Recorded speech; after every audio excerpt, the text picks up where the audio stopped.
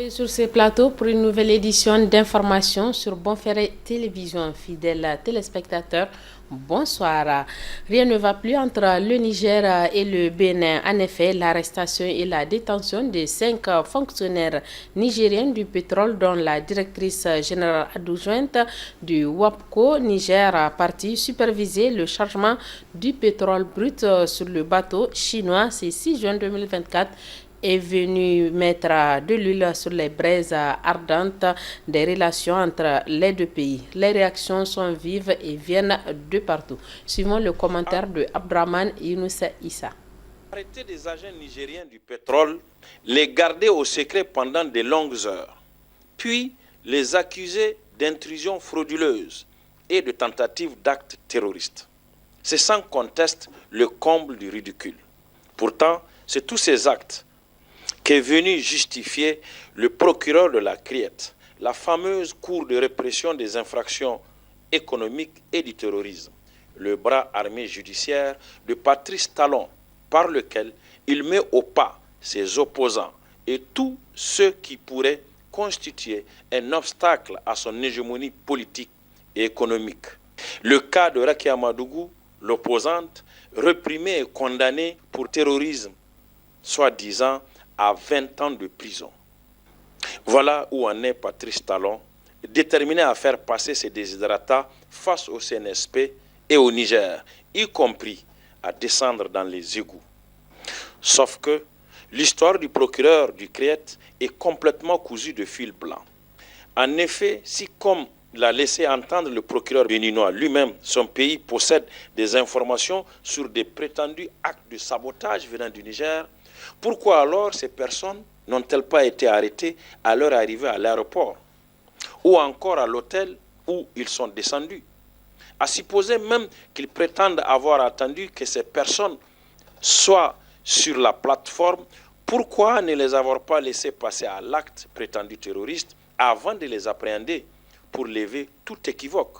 Le directeur WAPCO du Bénin est-il aussi un agent du CNSP pour avoir laissé passer ses 5 collègues nigériens? Pourquoi, s'il était complice, comme l'a prétendu le procureur, il n'est pas arrêté au même titre que ses complices nigériens? WAPCO est certainement dans la conspiration, puisque ce sont ces agents nigériens et béninois qui sont soi-disant impliqués. Et puis, les 5 fonctionnaires nigériens seraient sur la plateforme pour saboter. En fait, saboter quoi? Des installations dont ils ont plus intérêt à sauvegarder l'intégrité que les Béninois eux-mêmes. Pourquoi le Niger saboterait des installations qui assurent l'écoulement et l'enlèvement de leur pétrole brut? Et que pensent les partenaires chinois dans tout ça? Bref, l'histoire serait totalement risible si le contexte n'était pas aussi grave et les intentions des autorités béninoises aussi dangereuses. Aujourd'hui, le monde entier désormais est témoin qu'en posant ces actes graves, Patrice Talon est en train de transformer une crise politico-diplomatique jusqu'ici circonscrite en des invectives et des échanges verbaux en un combat frontal à l'issue incertaine. Malheureusement, face à une telle situation, le CNSP n'a que 3 options. 1. Faire comme si de rien n'était et voir jusqu'où Patrice Talon est prêt à aller avec l'arrestation et la détention de ces 5 fonctionnaires nigériens. Mais cela équivaudra à laisser ses compatriotes à leur sort. Deuxième option, négocier et donner à Patrice Talon ce qu'il veut, c'est-à-dire l'ouverture de la frontière avec son pays. Mais négocier dans ces conditions, c'est le faire en position de faiblesse, puisque sous la contrainte, et donner l'impression d'avoir eu tort depuis le début quand on invoquait des raisons de sécurité pour maintenir la frontière fermée. Troisième option, appliquer la règle de la réciprocité. Répondre par un acte, sinon plus important, tout au moins à la même hauteur que celui posé par les autorités béninoises. Une réponse appropriée s'il en est, mais avec le risque d'amplifier l'escalade. Le procureur de la CRIET serait-il responsable de tout ce qui adviendra? Assurément non. Mais celui qui l'a envoyé, si, c'est-à-dire le magistrat suprême de son pays, Patrice Talon. Déclaration conjointe hier après-midi du ministère de la Défense nationale du Niger et du département de la Défense des États-Unis d'Amérique. Elle est relative au désengagement des troupes américaines au Niger. Je vous propose de suivre un extrait de cette déclaration. C'est depuis la base aérienne 101 de Niamey que le ministre de la Défense nationale de la République du Niger et le département de la Défense des États-Unis d'Amérique ont annoncé le début officiel du retrait du personnel et des équipements militaires américains du Niger ce vendredi 7 juin 2024. Dans le but de faciliter cette opération, les deux parties sont convenues à mettre en place une commission mixte de désengagement et c'est là conformément à l'accord du 19 mai dernier entre le Niger et les États-Unis d'Amérique. Depuis la signature de l'accord sur le retrait des troupes américaines le 19 mai 2024, plus de 269 éléments sur 946 et plusieurs tonnes de matériel ont déjà quitté le Niger.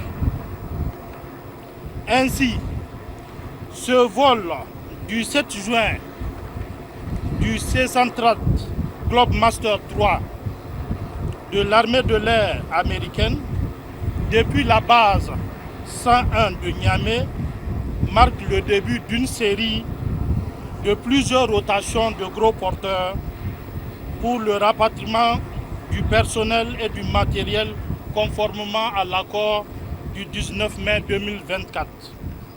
Tout en créant les conditions d'une meilleure réussite de l'opération, les deux parties annoncent également un renfort en personnel logisticien américain pour appuyer l'équipe logistique en place.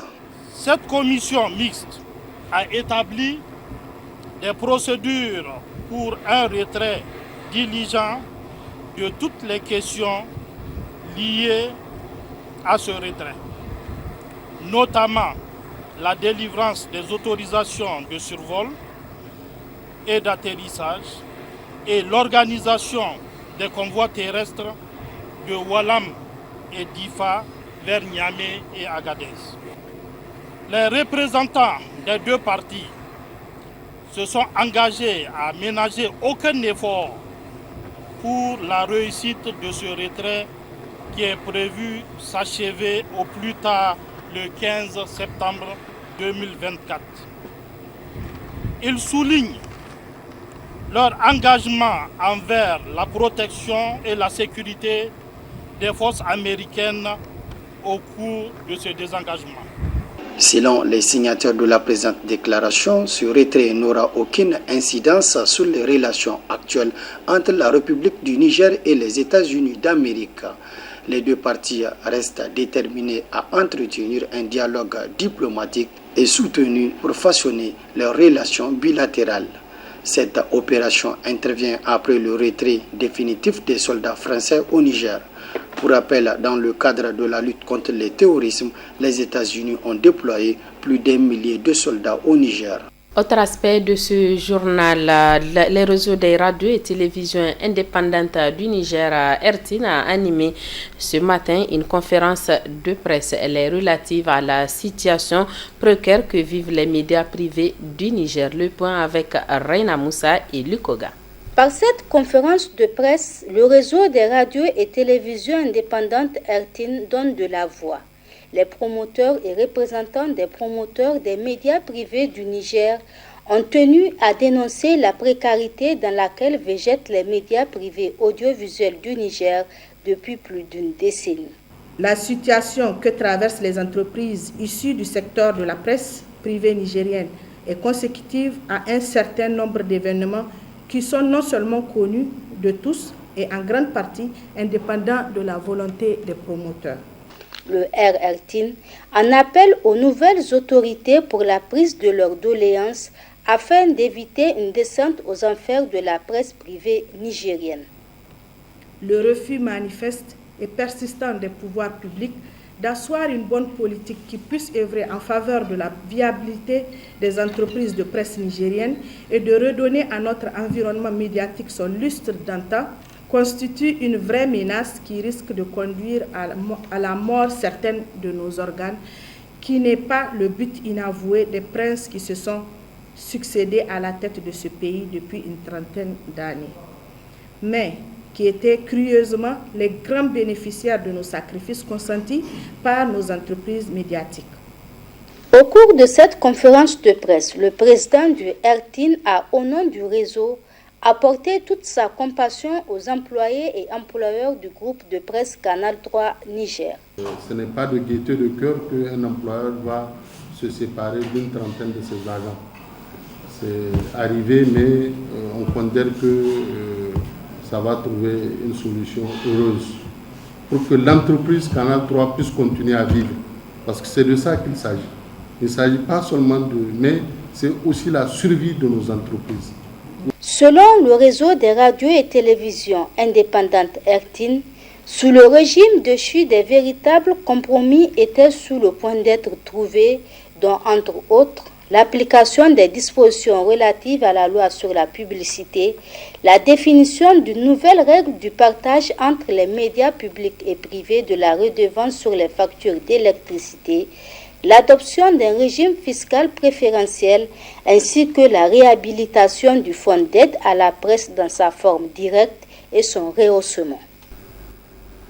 Forum sur la campagne Tabaski École avec pour thème un mouton, un arbre, tenu ce jour à l'hôtel Homeland de Niamey. Cette 7e édition de la campagne Tabaski École a bénéficié du soutien de plusieurs partenaires, dont entre autres Enabel, la ville de Niamey, Save the Children, jeunes engagés pour l'environnement.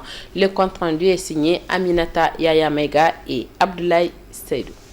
Débutée en 2017, la campagne Tabaski Écolo avec pour thème un mouton, un arbre se veut un cadre d'action et de sensibilisation sur la préservation de l'environnement et le stoppage de la coupe abusive des arbres, surtout en cette période de Tabaski, moment de forte consommation du bois, ce qui n'est pas sans conséquence sur l'environnement. Cette fête, nous avons des pratiques culturelles qui consistent à griller le mouton. Et pendant cette fête, une quantité importante de bois est brûlé. Aussi, au-delà du bois, il y a des conséquences invisibles, non perceptibles, mais senties.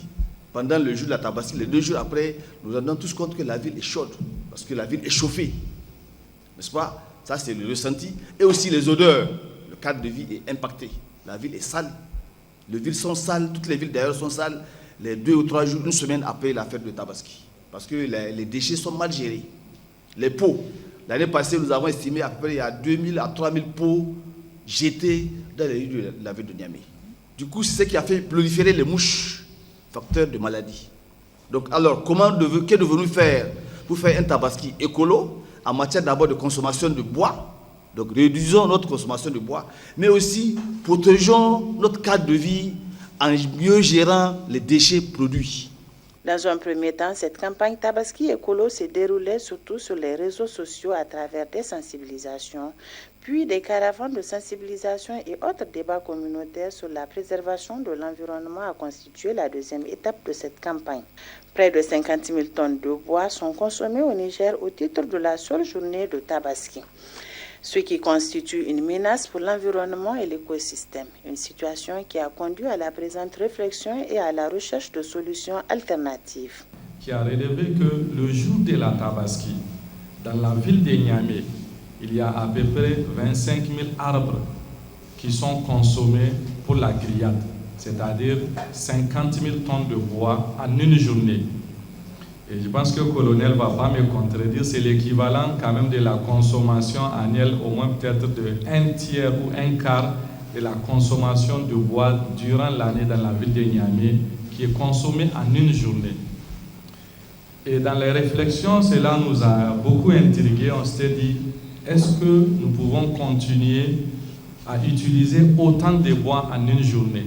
Est-ce qu'il n'y a pas plutôt d'autres alternatives au bois? Et est-ce qu'on est obligé de griller le mouton pour faire Tabaski ou bien pour que le sacrifice soit accepté?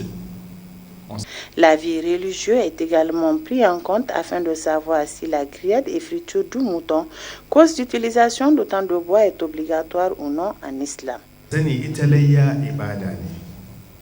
abinda Allah yake bukata gare ka shine ka yanka layyarka ka zubar da jini a wannan ini na sallah. C'est le sacrifice qui est prescrit en islam. La grillade est facultative, elle n'est pas prescrite en islam. Amma kasancewa ita layyin nan ita ce aka umarce ka da ka yanka, ba umarce ka ba tilasta maka ba idan ka yanka sai ka gasa.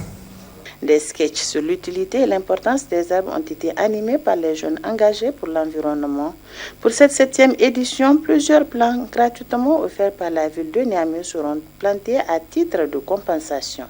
Des travaux pratiques et restitution des différents travaux par les participants sont au menu de cette activité.